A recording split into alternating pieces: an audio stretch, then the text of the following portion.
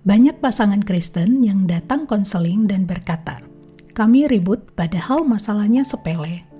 Namun ketika ditelusuri lebih dalam, bukan hal kecil itu yang menjadi akar masalahnya, melainkan satu hal yang lebih mendasar, yaitu tidak aman secara emosional dalam komunikasi.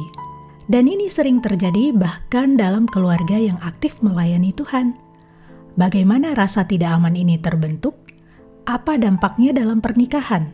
Dan bagaimana meresponnya secara psikologis dan rohani?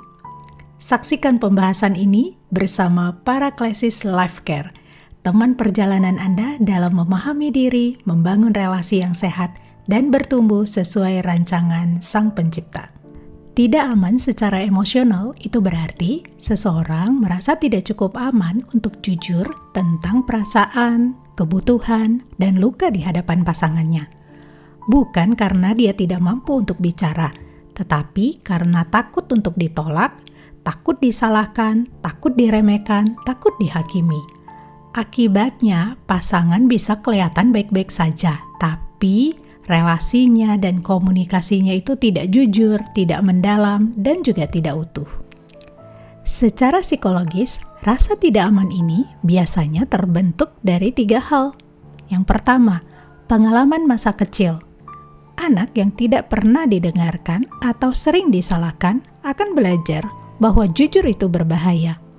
Dan yang kedua, pengalaman relasi sebelumnya. Misalnya, pernah dikhianati, direndahkan, dihakimi, atau diabaikan. Yang ketiga, pengalaman dalam pernikahan itu sendiri.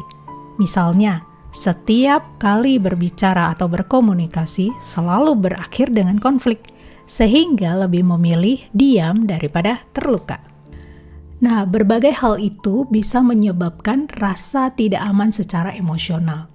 Dan ketika tidak ada rasa aman secara emosional, yang muncul itu bukan komunikasi yang sehat antara suami istri, tetapi strategi bertahan hidup.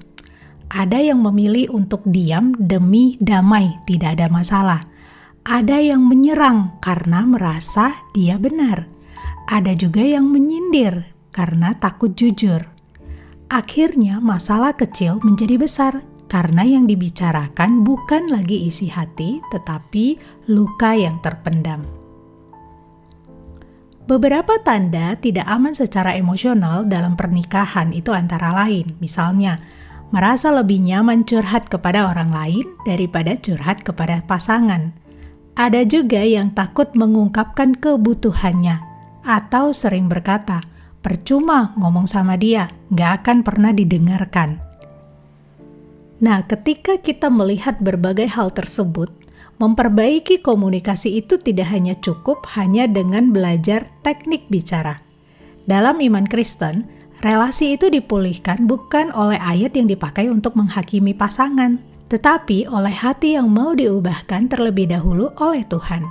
Yang lebih penting adalah membangun kembali rasa aman secara emosional. Dimulai bukan dari menuntut pasangan untuk berubah, melainkan dari kesediaan kita sendiri untuk sadar, belajar, dan juga mau bertumbuh.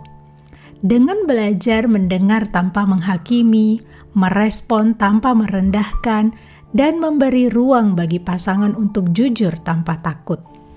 Karena komunikasi yang sehat selalu lahir dari relasi yang aman, dan relasi yang aman lahir dari pribadi yang mau dewasa.